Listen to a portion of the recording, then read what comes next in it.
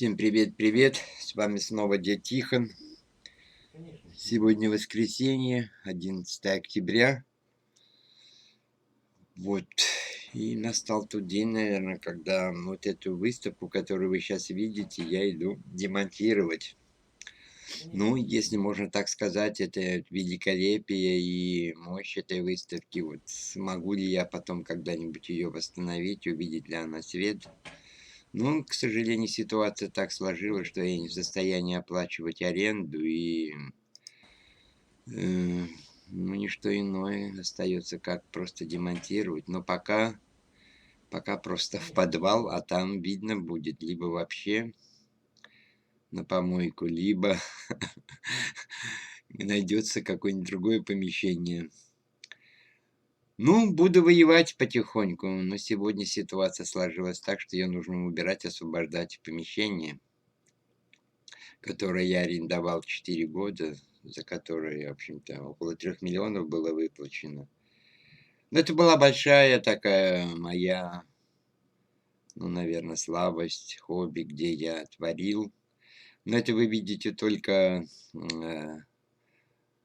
такую главную, фронтальную стену, можно сказать, иконостас моего храма любви. Вот эта выставка была посвящена творчеству Булгакова, мастера Маргарита. Ох, ох, ох. И вот были у меня такие там видосы, как же мне люди отдать это вам. Вот, как предчувствие, наверное, то, что мне придется с ней расстаться. Ну, на этом месте вы, в моей душе, я имею в виду, будет, наверное, что-то уже другое, потому что восстанавливать и возвращаться к старому, это не в моем стиле, я всегда иду вперед, вперед, вперед, вперед. Вот, на каждом этапе моей жизни какие-то новые события, ну, впрочем, как и у всех, но вот ностальгировать и возвращаться к старому. Я сделал ее. Но многие видели ее в интернете, многие приходили, видели эту выставку воочию, там прям на объекте, в бизнес-центре. Ну что, жизнь не стоит на месте.